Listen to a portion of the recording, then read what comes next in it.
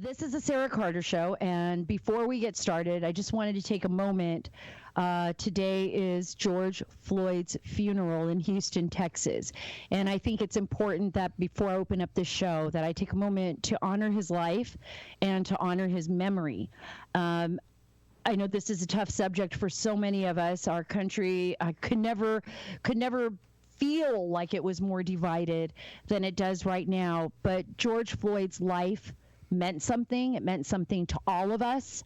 And I just want, I don't know, for all of you out there listening, to just take a moment to understand that his life, just like every life, matters. And we need to take a moment to really understand that there's a lot of people out there hurting, and we need to find a way to come together. But I'm going to bring up a clip right now that I don't think is the answer. And it's been very frustrating for so many people, you know, when a lot of us have been in these neighborhoods, have been in these really tough neighborhoods, have grown up in them, and understand that there are a lot of issues there.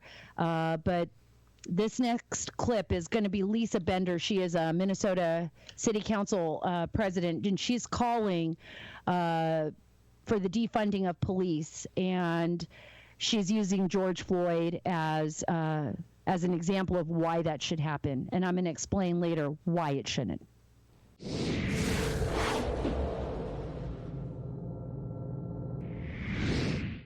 Do you understand that the word dismantle or police-free also makes some people nervous? For instance, what if in the middle of the night my home is broken into? Who do I call? Yes, I mean, I hear that loud and clear from a lot of my neighbors, and I know, and myself too, and I know that that comes from a place of privilege, because for those of us for whom the system is working, I think we need to step back and imagine what it would feel like to already live in that reality, where calling the police may mean more harm is done. I want you to think about how wrong it is what we just heard. And I know people out there, I know you've heard it. This was Lisa Bender, Minnesota City Council president, calling the police when you have a break-in comes from a place of privilege. This is Lisa Bender. She's telling you that if you have a break-in in your house, if something goes wrong, that calling the police to come help you, to save you and your family, is coming from a place of privilege. So we need to dismantle the police department, find another way, create some kind of new system, whatever that is. Nobody even knows. I mean, this is civilization, folks. So, I mean, they're taking, thousands of years of civilization and just throwing it into the toilet. We don't want to pay a police force to protect us because, of course, there are tragedies. George Floyd's death was a tragedy. I am not saying that it was not. It was horrific. It was a tragedy. It was an excessive use of force, may have been racially motivated. We are waiting for all of the investigations to take place, but it was certainly an excessive use of force. Somebody's life was taken. But what you just heard from Lisa Bender on that CNN interview was balls out lies. It was lies. And I'm going to tell you why. Because this is the propaganda machine. And what they are doing here with George Floyd's death, and it's what they always do, this is the leftist, liberal, but more than that. It's more than just leftist. I don't like saying that, or liberal. This is like extreme Marxism, right? Socialists. They use the anarchist groups. They use all these special interest groups that they know they can use, and people like Lisa Bender, who are tools for this type of propaganda, and they push out these lies to you to tell you that this nation, the United States of America, is an experiment that doesn't work. That's what they want you to believe. They want you to believe that the Constitution is not valuable. It doesn't work. That this republic doesn't work. That this democracy doesn't work. That we're to blame, really, for everything since the creation of this nation. We are to blame for everything bad that's happened on planet Earth. And now we need to blame ourselves. We need to apologize over and over again for being who we are. We need to dismantle our police. Why? Because when you start dismantling the system, then you can seize control. Right? And they're making our young people believe it because this is what they teach in school. Really, we pay tens of thousands of dollars, hundreds of thousands of dollars, some of you, so that your children can learn how bad a country this is. Well, I want to tell Lisa Bender and everybody else, if it is so bad, try living in China for a year. Try living in Russia. Try living in Pakistan, in Afghanistan, in Germany. You want to see police be tough? You don't mess with German Polizei. You don't mess with them. I watched it. I was there in Germany for a while. You know, you don't mess with them. They're not, you know, you're not going to go take the German police, you know, to court and my civil rights and, you know. But we see all these groups across the country, you know, protesting, being enraged. As now, the right to protest, that is truly American. And peacefully protest, that is truly American. Speaking out, telling people how you feel, sharing your feelings about what happened, and joining together to make it better. But this isn't about that. This is about hijacking that. What they want to do is they want to hijack our way of life away from us. This happened in Cuba. It happened in Venezuela. It happened across the board. It was Stalin's Russia. I mean, you hijack systems. You take it away. You make the people so angry. They believe that the system is not working. This system must be dismantled. We must break this system in two. Even if the system is working to some extent, and it is. I didn't come from a wealthy neighborhood. I mean, after I came back and my father died, and I've told this story before, you know, my mom raised me, a single mom.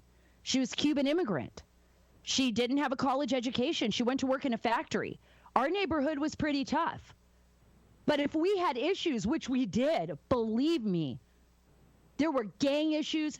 There was a kid, 15 years old, I'll never forget. He was dead in the front yard of someone's house that lived right around the corner from me. He had spent the entire night laying in that person's grass before someone found him, a student actually walking to the high school, and called the police.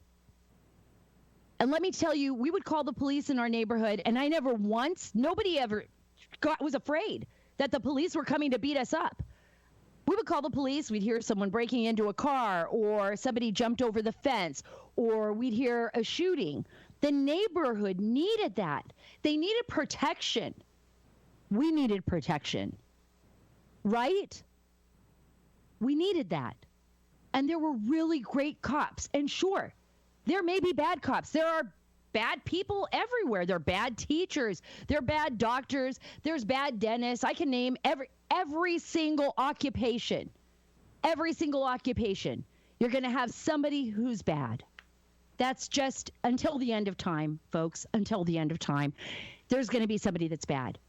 But overall, in our nation, don't believe the lies. Overall, in our nation, the cops are good. We have gotten better. The facts are out there. I mean, our nation is not some systemic racist nation where people are killing each other because of the color of their skin or because of the language that they speak or because of the religion. Okay, we have that. We have that in our country. But we expose it. We talk about it. But it's not systemic. It's not like everybody in this country is a racist. And we got to pay attention to how it is being taken hostage, how these issues are being propagandized, how they're being taken hostage by special interest groups and leftists and, you know, people who have different intentions, not the best intentions. Defunding our police force, defunding the people that protect us. And then they say they're going to move these funds to youth programs and other programs. I want to tell you, I saw that. That's how I started my career in journalism, was covering social justice issues in San Bernardino County and LA County, covering crime and violence. And nobody paid attention to the kids in the worst neighborhoods. Look at Chicago right now. Look at how many people in Chicago have died needlessly just this last weekend. In Pomona, In Pomona, when I covered the stories there, and this is going way back to my daily bulletin days, and I'll never forget when Yogi actually killed a cop, and I've brought this up before, a 15-year-old kid executed an Irwindale police officer on the steps of the Pomona courthouse. On the steps of the Pomona courthouse. And it set off a whole series of stories for the Daily Bulletin. We covered that intensely with all of our journalists. And I took the lead on that project because I believed it was important for us to understand what was going on in our community. Why were our kids killing each other? What was going on in our school district? Why were kids being actually graduating from high school who could barely read or write? How is that possible? How do people not care? How do you send people into the world that can barely read or write? Do you really care about social justice issues? Right? And a lot of the people that are in control of these cities, and by the way, former NYPD Commissioner Bernard Kerik's going to be on with me in a little bit, and he's going to be talking about that. A lot of these communities are democratically run communities. These are people who are Democrats, not Republicans. Why are they having so many problems in their community? Why can't they solve these issues? Why can't the people within their communities entrust their leadership to help them, to help their children, to keep them safe, to keep their community safe, to care about the kids? These are about children that can't even walk to school because they are terrified. But what about the people in these neighborhoods that feel this fear, that need someone? This isn't about white privilege, Lisa Bender. You don't obviously know. You've never been through this. When you live in a neighborhood where you're terrified, right? Where you're held hostage by people in your community that are bad guys. When it's really tough, when you got some cops that are coming down there and they're trying to help you, they're trying to work with you. What can I do? They're trying to get to know the community. There's a lot of programs out there where cops are reaching out. But don't believe these lies. Defunding New York police. Look at how New York City has changed. In the 90s, you couldn't even walk down the street in New York without the fear that you were going to be robbed or shot or raped. People were terrified. Look how good the city is. Look how it changed. And now Mayor Bill de Blasio wants to take it back? Nobody wants to live like that. This isn't about white privilege. Please don't be fooled by the lies. This is how nations break. When propagandists get out there and lie to you, look at the facts. Look at the numbers for yourself. Don't believe the lies. They want to break this country. They want to break this republic. This is not about you and me finding solutions for problems.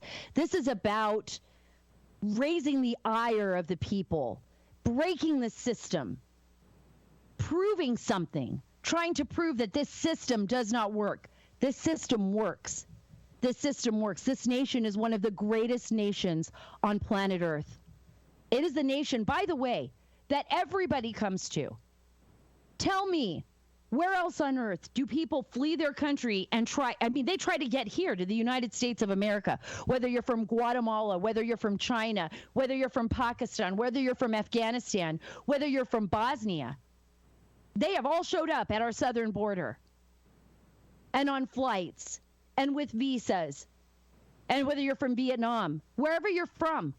We're a nation of immigrants. We're a nation of people. We're a nation of people from all over the world. We believe in this. We need to believe in this. We need to respect what this nation stands for. And it is not perfect. It is not perfect. That is true. Nothing is perfect. But with our Constitution and our Bill of Rights and our justice system, we can help to make it as perfect as we can possibly make it.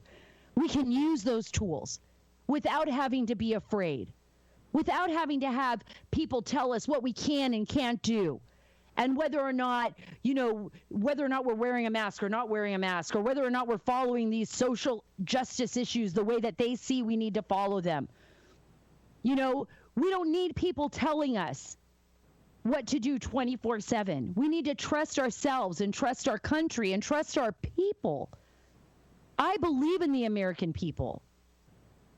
And the American people are every religion and every color from every part of the world that have come here to make this a better place to live. And guys, the minute we start giving it up, the minute we start trampling, which is the reason why I focused on the Russia hoax for so long, the reason if we start stepping on that Constitution and on our Bill of Rights, and we start going around everything to get what we want, and I'm talking about the people in our government as well as ourselves. Once we start cutting corners, once we start lying to ourselves, once we start allowing people to lie to our children, then we will lose this nation and we will lose our freedom. And that is unacceptable. We have not had people fight for this country for so long to have that happen. That is just completely wrong. It's completely unacceptable. And I, for one, am going to continue to talk about it. And that's why I have Bernard Kerik. He likes Bernie Kerik, Commissioner Bernie Kerik, on with us today, former New York City Police Department Commissioner. I got to tell you guys, I got to read off of this because it's incredible. I want you to hear his background. Prior to the NYPD for close to 6 years, he served as first deputy and commissioner of the New York City Department of Correction, overseeing the New York City jail system, including Rikers Island, the largest and most violent jail system in the country at the time. Through his leadership, the department achieved unparalleled success in management and accountability. He spent 10 years working in the Middle East. This is so great because we have that in common. You know, we can talk about that. You know, I lived there for quite a bit of time, but he worked there, and he worked for the ruling families of Saudi Arabia, for the United Arab Emirates, and for Jordan. And in 2003, he was appointed by the White House as the interim minister of the interior of Iraq following the fall of Saddam Hussein. So he worked on their police force, right? He's considered one of the most decorated police commissioners in the history of the New York City Police Department. And he has so much to say to you. And you got to listen because it's so important to hear it. It's coming straight from Commissioner Kerik. He knows what he's talking about. And boy, does he have a lot to say to you, Mayor Bill de Blasio.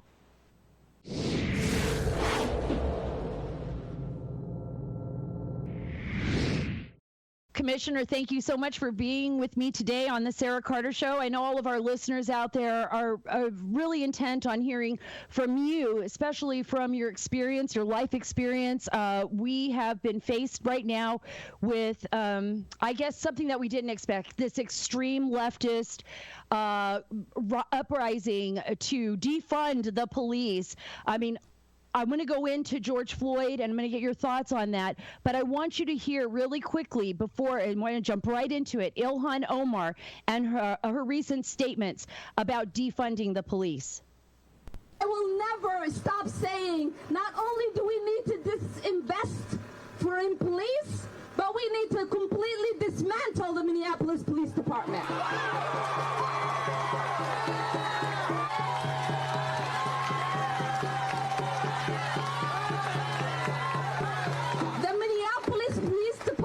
Is rotten to the root. And so when we dismantle it, we get rid of that cancer and we allow for something beautiful to rise. And that reimagining allows us to figure out what public safety looks like for us. What is your response to her on that? Lunacy. I don't know any other word. I don't know, lunacy, crazy, irresponsible, dangerous, and I can go on for about an hour. But the bottom line is, it's frightening, not only that she would say it, but she has a bunch of lunatics out there screaming and yelling and chanting and hollering and agreeing with her. This is, honestly, Sarah, this is sort of right out of the Antifa playbook, this Marxist, communist rhetoric that they push, that is a part of this attempted revolution by the left, by the radical left. So it's not surprising But it is surprising when I hear people chanting and yelling and saying, yeah, that's what we need to do, because it's just a lack of common sense and logic. If you take away the police, right now, today, if you go and take a ride around Minneapolis, it looks like a war zone, literally a war zone. Well, if you think taking away the police is going to make that any better, it's going to become far worse, because nobody wants to live, visit, go to school, or work in a place where they're not safe. And if they're not going to be safe, they're not going to rebuild, and they can't rebuild in circumstances like this. So the sheer fact of just making those kind of comments is dangerous. It's nuts. It's crazy. Well, it is, and it's not just Minneapolis. We're not just seeing this in Minnesota with Ilhan Omar. We saw it with Mayor Bill de Blasio in New York. We're seeing it across the country with some of these riots. Everybody wants to talk about peaceful protests. Okay, I get it. There are peaceful protests. That's something that's American, right? We get out there, we say our piece, we make our voices heard. But what we have seen over the past more than a week now, since George Floyd's death, which was horrific and it was tough to watch, but what we have seen is the hijacking of protests by these rioters, by these left-wing anarchists and others who are actually trying to break the American system. You have traveled all over the world. You and I were chit-chatting about this, your work overseas in the Middle East, your work on rebuilding the Iraqi police force, especially after the fall of Saddam Hussein. I mean, you've really seen the world. You've seen what can happen. Tell me what your worst fears are right now, Commissioner. When you look at your city, you look at what's happened, you look at what's happening across the country, and you see that they've kind of seized on this. There is a voice out there that wants to break the system, wants to defund the police departments. You know what? I think you keyed on the one thing that bothers me most. And I think it's a part of this is probably an educational piece that has to be worked on.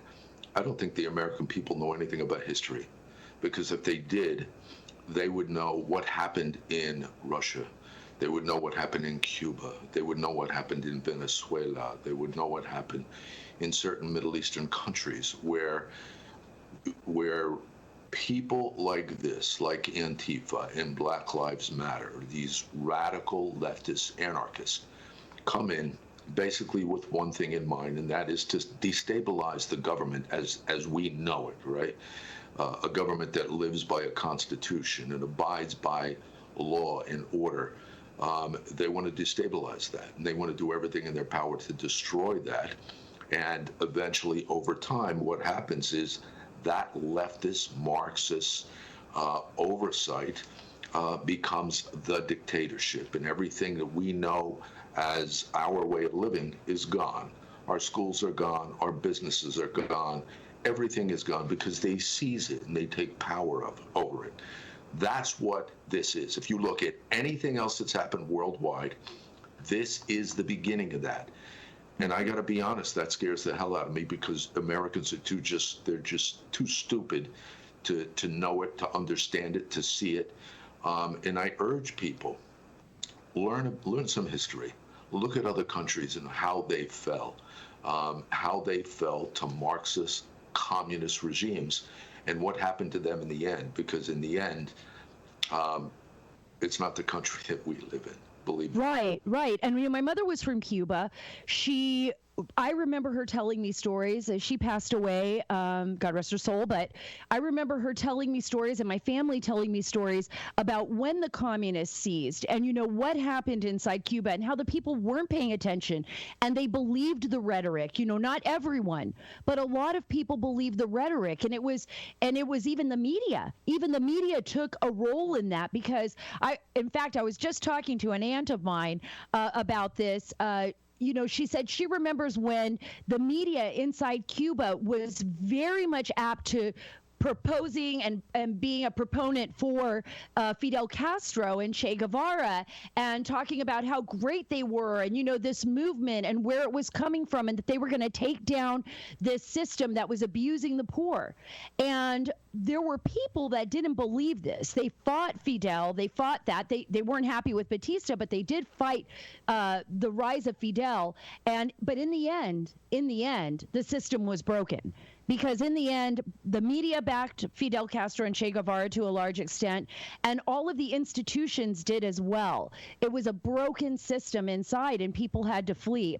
That's what really concerns me here, is that we're just not seeing it. We're such a fragile government. We're such a fragile country that if we don't pay attention to what's happening here, we could really start to lose, and I think we lose control of some of the foundation that our country is based on, which is a republic, freedom, democracy, liberty. Sarah, think about what you just said for a second, okay? Not everybody believed it, but many did. And who was supporting it? The media and the establishment, right? The corporations, the companies, the businesses. Right. Think about what's happening. CNN, MSNBC, ABC, CBS. The mainstream media has become a propaganda machine for the radical left. Number one. Number two, not everybody believes it, but those that don't believe it, they're not screaming loud enough. They're not making their voices known. And on the third element, who's supporting it? Amazon, Apple, Google, you name it. You have those corporate leaders in the American government, in America basically, and the keyboard celebrities who get out there, who are major influences to the young. They get out there and they put all this radical left-wing propaganda out there, and they get these kids to follow it. What they don't realize is what the outcome is going to be, because they don't know history. They have no conception of what we're talking about, what your mother had to go through and things like that. They have no conception. And it won't dawn on them until their kids are living in a communist country and basically answering to a dictator. It can happen, and it can happen here if we don't stop it and do something about it. Right. It's because we're giving away these freedoms. We keep asking people to babysit our population, babysit us, give us checks, take care of us, do everything for us. And in a sense, a lot of people are just giving it away. I want to ask you about New York City. That's your city, your love, your heart's there. When you see what's happening with Mayor de Blasio, you think of all the changes that happened under you, Commissioner, and under Rudy Giuliani, and how the streets got cleaned up. Because I do remember flying through New York as a kid before, when things were just at the worst, right? And nobody wanted to walk down the street in New York City. Everybody was afraid. New York City, I was going to work there later. It was like the greatest city on earth. I wasn't worried about a thing. It was cleaned up. You cleaned up the streets. Rudy cleaned up the streets. It's a great place. It's a great place to live. It's a great city, probably one of the greatest cities on the planet Earth, if not the greatest. And now you see what's happening right now with Mayor Bill de Blasio. You see what's happening right now inside the city. And you see the fact that he's even calling for the defunding of police. Well, let me start from the beginning, I guess. Let's go back to 1990, when there was close to 2,400 murders in New York City, the highest murder rate in the history of our country. Rudy Giuliani came in 1994 and basically said what I said earlier, and that is nobody wants to visit, live, work, go to school in a place where they're not safe. So his number one priority was making the city safer, and as we did, for every percentage point we dropped violent crime and murder, we saw increases in economic development. We saw increases in real estate value, tourism. We saw decreases in poverty, decreases in welfare rolls. And we took New York City, one of the most deadly, dirty, filthy cities in the world, and turned it into an international model. The renaissance of New York came under Rudy Giuliani and me and two other police commissioners. And that change went on through the Bloomberg administration. But the second de Blasio took over, Now, keep in mind, de Blasio is a radical leftist. He believes in communism.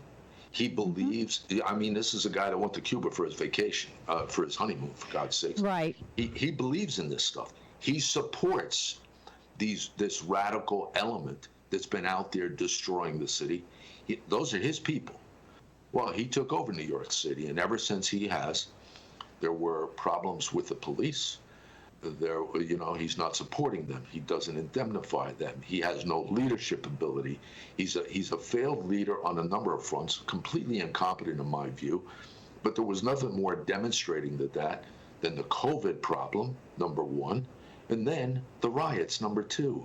And I have to tell you, as somebody that, I ran the police department when we had 700 people that wanted to take the Brooklyn Bridge one time, and Giuliani said, it's not happening.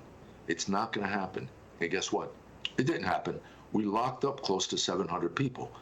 At the end of the day, it can be done, but you can't handcuff the police and tell them take a light touch, as de Blasio did, and then you can't have it a governor.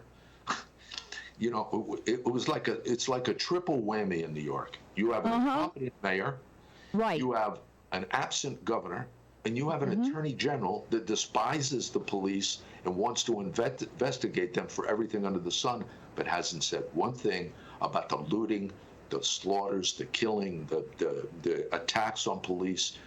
Nothing.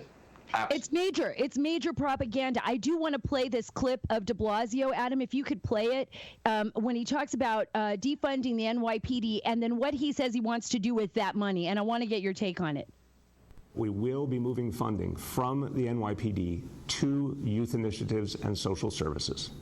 The details will be worked out in the budget process in the weeks ahead. But I want people to understand that we are committed to shifting resources to ensure that the focus is on our young people. I want to tell you, I told you a little bit about my time. I was born in California. After I came back from Saudi Arabia, my father died. My mother raised me in Montclair, California, which is near Pomona. Pretty dangerous neighborhood. It shifted. There was a lot of gang activity. As I started reporting, I covered social justice issues. A majority of money that was supposed to go to the children in Pomona, California, as gang violence soared, as schools were torn apart, as kids were killing kids, as kids were killing cops. Kids were killing cops. That money was being funneled, being used for other things. Nobody cared about the kids. Nobody cared until the violence spilled over into the wealthier neighborhoods. The only people that were there were the cops, to help the kids, to help the families, to help the communities. And whenever we had an issue on our street, I mean, if you called the cops were there immediately. There was no white privilege. There was no, I'm talking a Hispanic community, a Latin community filled with gangs. The cops would be there. They would be there for the families. They weren't beating up the families. So when you hear de Blasio with this rhetoric and propaganda, that's what I believe it is. It's pure propaganda, because we haven't seen systemic abuse of police on citizens at all in this country. We've seen anomalies. We've seen bad things happen, but we haven't seen systemic racism, systemic abuse, systemic use of force in this country. We just haven't. So when you hear that, what goes through your mind? I think a couple things. As fluffy as it sounds, the reality is if you diminish the police department's budget, they have to diminish manpower. When they diminish manpower, they don't have the ability to go out and do what they have to do.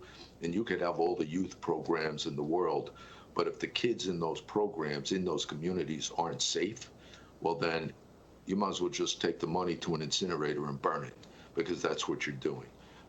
It's not going to benefit the community. So right. Although the rhetoric sounds great, the reality is it's not going to work. Well, you got drug dealers on the streets, right? When you don't have police patrolling, you have narcotics on the streets. You have people out there that are bad guys. I mean, we're seeing that releasing people from prison. We know what's going on there. When the guys come back out in the streets, if they can't get a job, where do they go? Where do they go? Back to a life of crime, right? A lot of them. They go exactly back to those communities. But I want to touch on one thing you said, Sarah, because I think, there's this rhetoric about systematic racism, and police brutality, and police are targeting blacks and black communities. I just want your listeners and your viewers to listen to this for 1 second. Police don't go into communities looking for people by color. Basically what happens is they have a big map, and on that map they pin map violent crime and murder. So they can look at a map based on real statistics, real time. They can look at a map and they can tell you what's going on in those communities. Wherever the violent crime, the murder, the burglaries, the robberies, the rapes, wherever that stuff is happening in real time, that's where the cops are going. Has nothing to do with color, has nothing to do with religion, has nothing to do with anything else other than they're going to have to reduce that crime. They're going to have to address that crime. Now they go into those communities, and the people in those communities that's committing those acts of violence and murder, they're bad guys. They're bad guys that do bad things. And sometimes cops get up and get in a jam and they do something stupid, or they overreact, or whatever the case may be. But that is not systematic. What is systematic is last weekend in Chicago, you had 23 people killed in 48 hours. And this week in Chicago, over the weekend, in 12 hours, in 24 hours, you had 19 dead. That is systematic because it happens every single weekend. And if Black Lives really mattered to the Black Lives Matter group in Antifa, they'd be marching all over Chicago. Right. Because those are our young people, our young men and women, our families living in Chicago, a lot of good families living in Chicago that have to live under that violence and under that, that criminality and just to survive. It's like a war zone in Chicago. It's a war zone in some of our cities. So you're right. If they do care, they would be out there marching against that every single day. That violence, the black on black, Latino on Latino, the gang violence, the drugs, the narcotics that we've seen in our communities, our American communities. If you had something to say before I let you go, I want to give you a chance. If you were sitting with President Trump right now and you could talk to him about what steps you believe this nation needs to do to move forward, something that you think will work, what would that be? What would you say to him? I'd say first of all, it has to be in a significant messaging program to get people to understand every one of these cities we're talking about, every single one, they're run by Democrats. They've been run by Democrats for decades. And they get up there and they talk all this garbage and all this junk about racism and systematic and all this stuff. The reality is they've been in charge of what's happened in those communities, the highest violence, the highest murder, the highest poverty, the lowest economic income, the lowest real estate values. They've been in charge. Eventually, I think communities like this, the people have to realize, if you want change, if you want real change, then you got to get different leadership in those positions that's going to create safety and security in those communities and let people grow, let them flourish. Nobody's going to put a flagship Apple store in the south side of Chicago. It's not happening. You're not going to have great schools in the south side of Chicago. Not happening. Teachers are afraid to go to work there. Stop the rhetoric. Stop the politics. Look at reality. And I think the president, if he does anything, he's got to get that message to the American people, especially this president, because he's one guy that says if he whatever he says he's going to do, he does it. Sometimes overly transparent.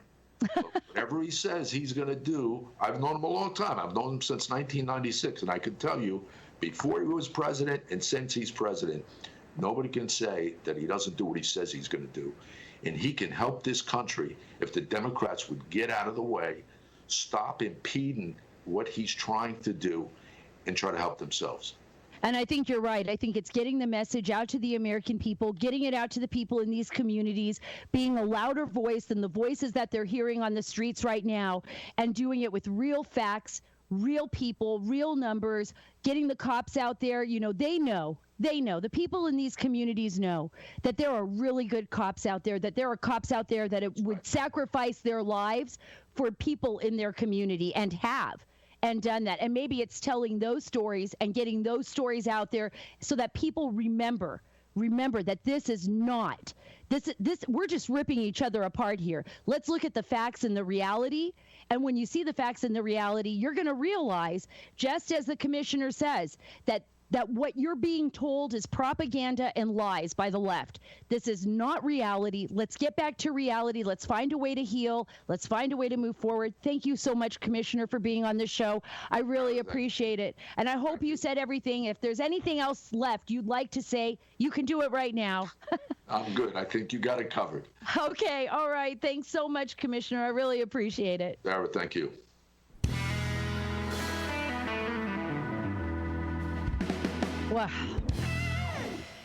Wow, Commissioner Kerik really gave me a lot to think about. And it brought me back to, when I lived in California, when I was covering the gang issue and, human life and human dignity and paying attention. When people talk about white privilege and they talk about all these issues and they try to make this just a racial issue, I wonder how many times people across this country have just taken a little bit of time out of their life to go into, a poverty-stricken urban community and given something back. It's really easy to stand up and protest and throw your weight around and pretend like you understand how people feel until you go into communities where people are trying to give back, right? The business owner, the black business owner, the Asian business owner, the Hispanic business owner, the white business owner who has a business in these communities, and then they watch it burn to the ground. And they suffer, and their community suffers because of the violence. Think about Chicago. 18 people lost their lives on Sunday. 18 people in Chicago on Sunday alone. 31, including a police officer this weekend. 31 people.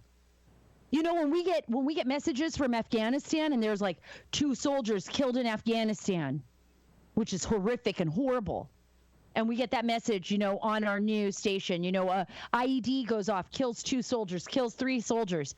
Let me tell you, people, 31 people, including a police officer, lost their lives this weekend in Chicago. On the last week of May, that last weekend of May, 82 people lost their lives. 82. The most violent weekend that Chicago has seen. 82 people. Children. Black on black. White on black. Cops. Business owners. Families. Brothers, sisters. Mothers, fathers.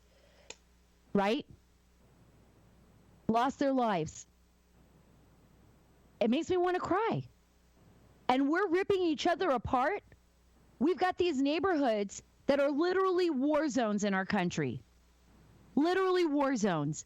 And now we're talking about defunding the police. What are the people in these communities going to do? They deserve protection. They deserve a future. These children deserve a future.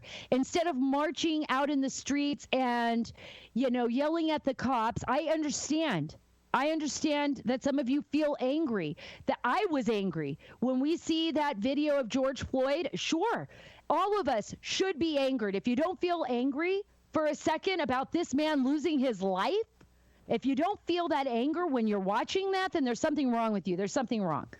He's a human being. He lost his life. But instead of propagandizing this, instead of turning this into something that it is not, turning it to something that it is, we have a problem in our inner cities. And all of us are required to do our part to make a difference in the lives of the young children that are living in these cities, in the lives of our children, in the lives of all of us who could become victims of because we're all connected. An inner city just doesn't stay in the inner city. Something always happens. A cop always dies. A person always gets robbed. Somebody's house gets robbed. Somebody gets raped. Somebody gets hurt. Somebody dies. Maybe instead of going out into the streets and tearing each other apart and setting businesses on fire, maybe we just take a moment take someone's hand, help a child in need. Volunteer some time at the Boys and Girls Clubs. Volunteer some time at the schools when they reopen. Take a little bit of time to say hello and thank you to a cop for your work. Because remember, cops are not all white. Cops are black, they're white, they're Asian, they're Hispanic, they're from all over the world, they're Jewish, they're Catholic, they're Muslim. Take a moment to say thank you for what you do and for putting your life on the line for me. Take a moment to say thank you to one another, and take a moment to realize that our children are in desperate need of adults. They are in desperate need of adults to show them some direction, to give them some hope, and to give them a better future. Thank you so much for being with me today at the Sara Carter Show.